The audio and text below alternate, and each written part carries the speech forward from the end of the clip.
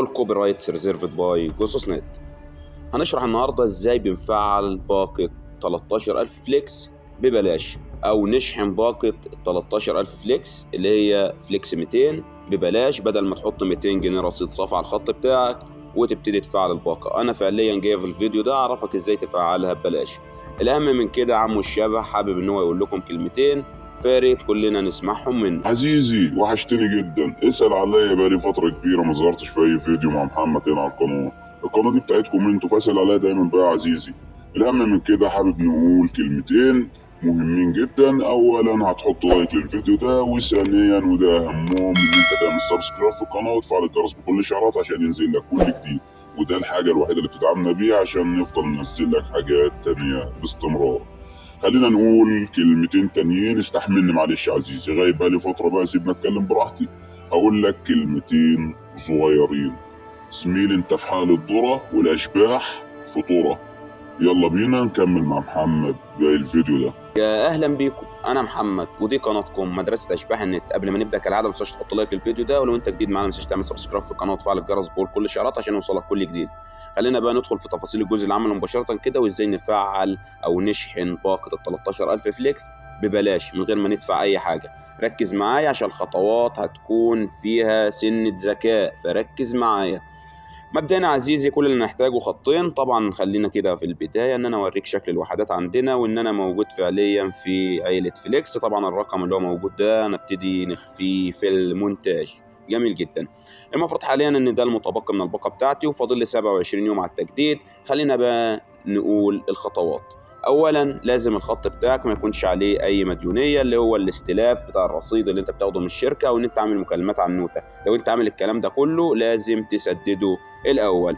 خلينا نقول برضو في خلال الفيديو، عشان الفيديوهات اللي بتتنشر الفيديوهات اللي بعدي عليها فتره طويله عندنا على القناه، بالتالي ان الشركه بتقفل الحاجه دي، فما تجيش بعد 5-6 شهور وتقول لي الطريقه مش شغاله في الكومنت اسفل الفيديو. يا عزيزي احنا مش هنهزر مع بعض.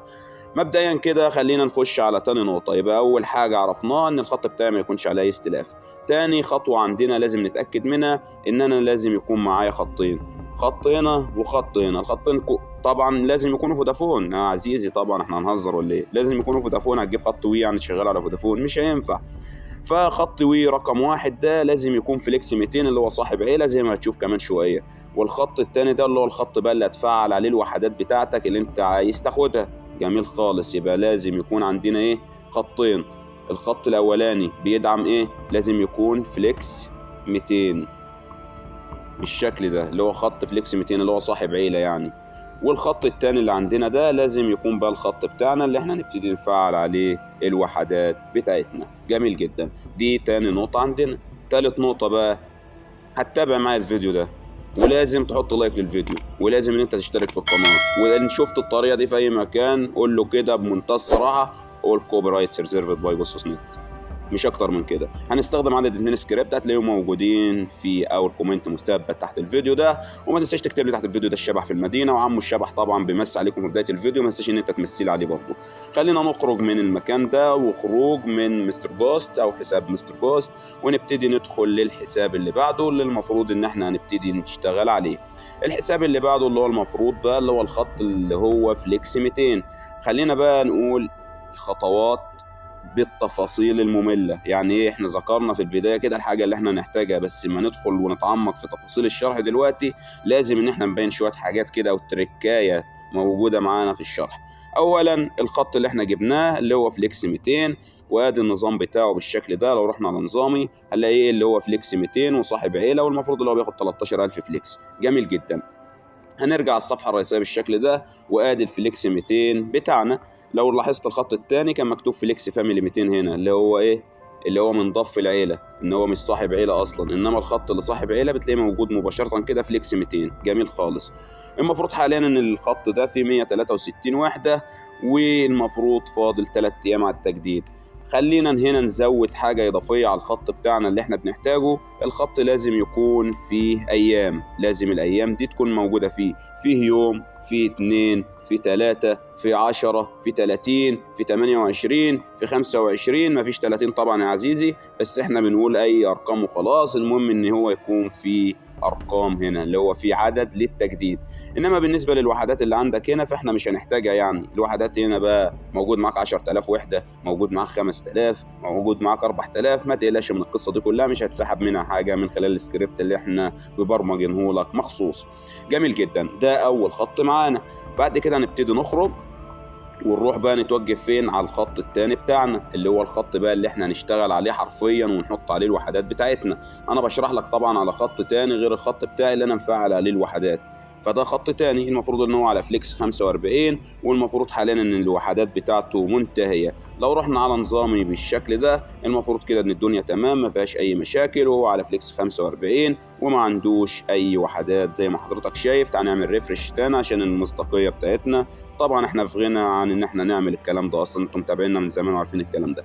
زي ما حضرتك شايف تفاصيل الفليكسات، انتهت صلاحيه الباقه وليس لديك اي فليكسات. جميل جدا. المفروض حاليا بقى نعمل ايه؟ كل اللي عليك يا عزيزي ان انت كده مباشره وانت مغمض هتتوجه فين؟ هتتوجه عندنا لابلكيشن باي درويد 3 اللي احنا بنشغل عليه ملفات البايثون. لحد الان انا مش عارف سواء هرفع السكريبتات دي على PHP كاستضافه او ان انا هنزلها لكم كسكريبتات بايثون، ما عندك مشكله من الكلام ده.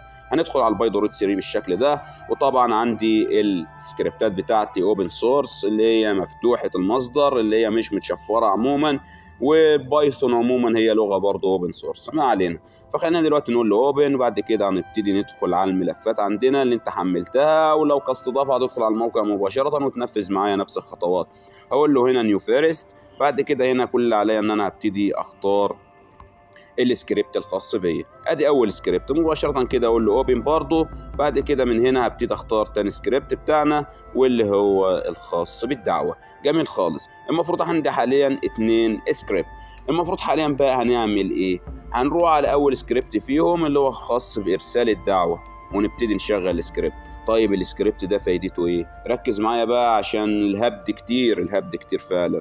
وعمو الشبه قال لكم في بدايه الفيديو الاشباح فطوره، فحرفيا احنا فطوره دلوقتي وهم في حال الذره. فخلينا نقول يا شباب دلوقتي حاجه مهمه جدا.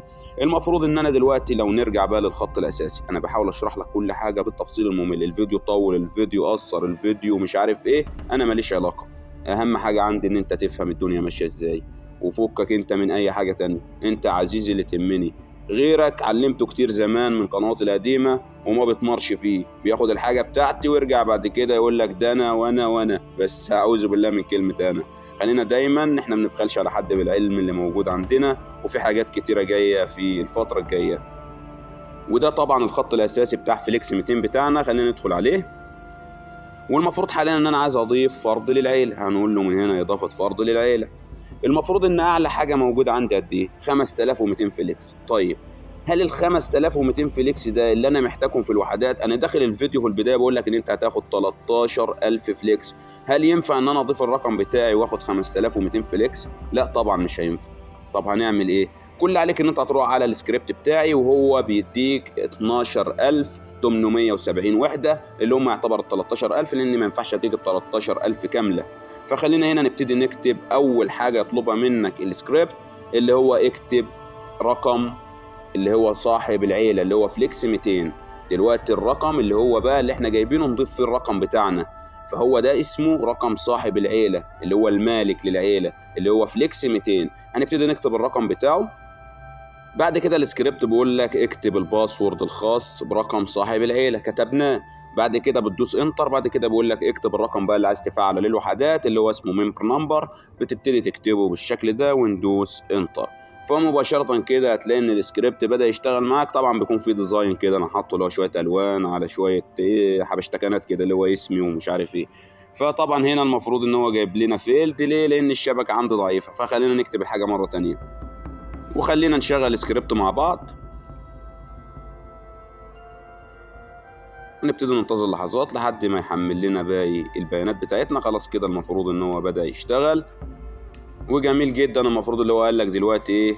المفروض ان هو قال لك زي ما حضرتك شايف، او ممكن يكون الكلام ده متشفر عشان الرقم مش بتاعنا وبنشرح عليه.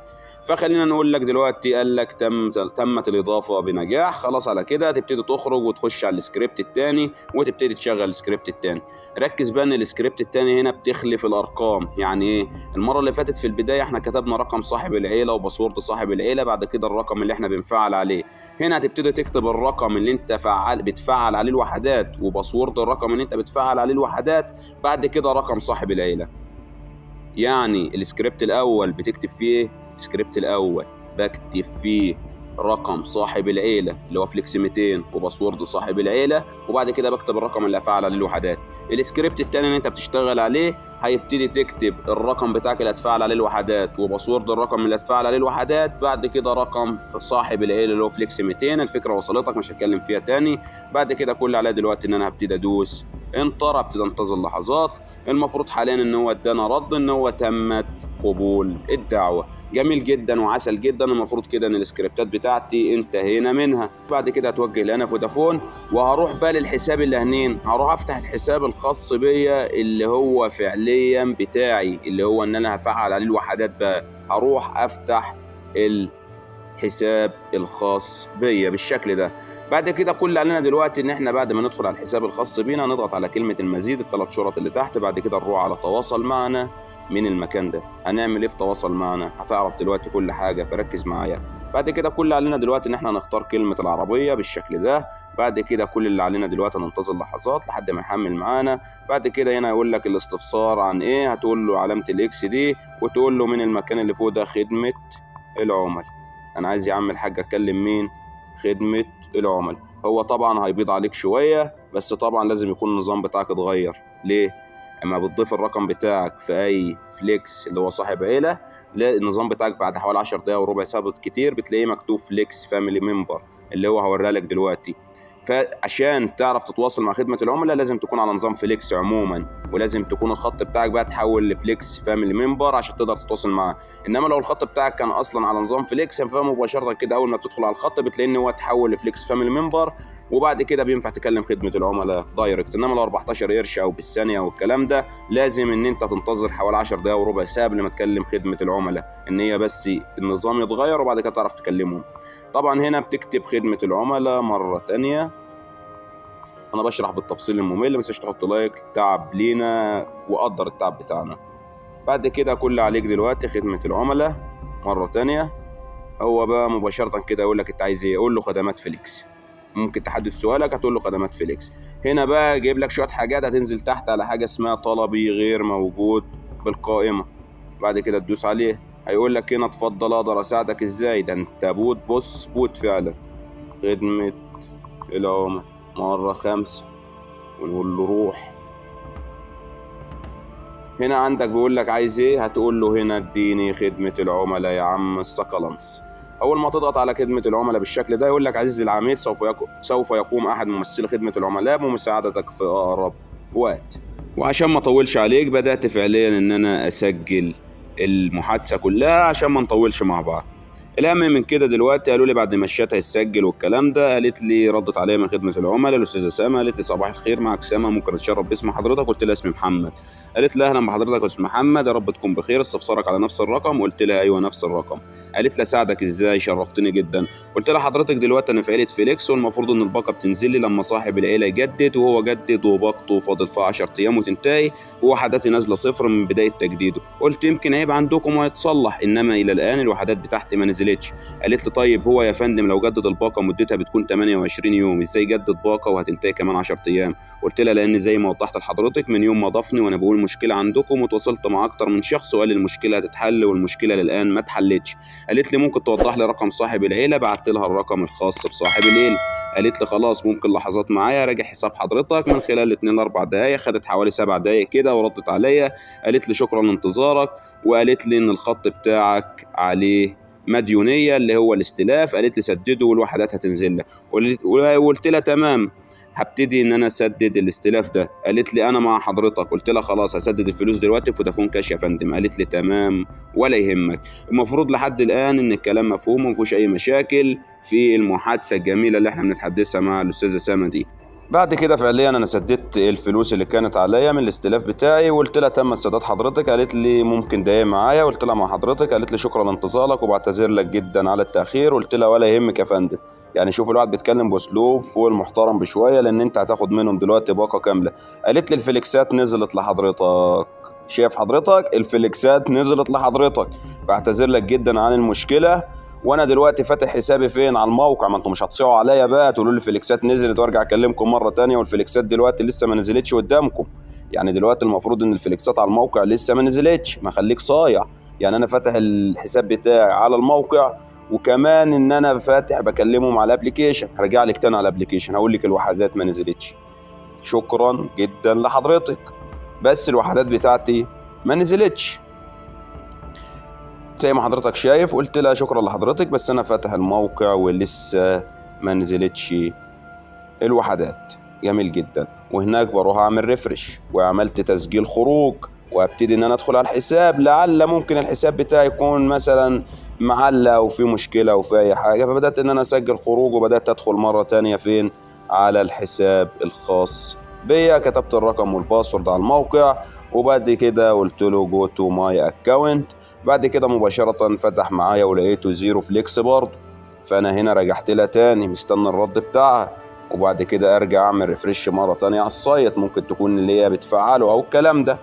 وهبتدي دلوقتي ان انا دخلت على عدد شراء عشان اشوف هل فعليا في وحدات جوه، ان انا مثلا بعد الريفرش او قبل الريفرش ممكن يكون في خلل في الموقع مثلا والوحدات مش ظاهره، بس ممكن تكون ظهرت على الابليكيشن وانا مش ينفع اخرج من المحادثه اللي انا فيها. فعشان كده بدات الف شويه كده في الموقع لحد ما اعرف هل الوحدات نزلت ولا ما نزلتش. بعد كده مباشرة لما لقيت مفيش فايدة وهي مكتوبة زيرو فليكس، فقعدت اتفقد كده في الحاجات دي وعملت ريفرش تاني اما اشوف الدنيا فين، فلقيت برضو ان المشكلة عندي زيرو فليكس. ورجعت هنا مرة تانية فين؟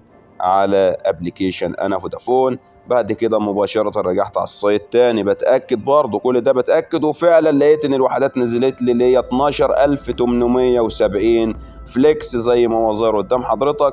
ورجعنا تاني على خدمة العملاء، قالت لي ممكن تتأكد دلوقتي. قلت لها تمام يا فندم، بارك الله فيكي وفي شركة فودافون واللي خلونا شركة فودافون.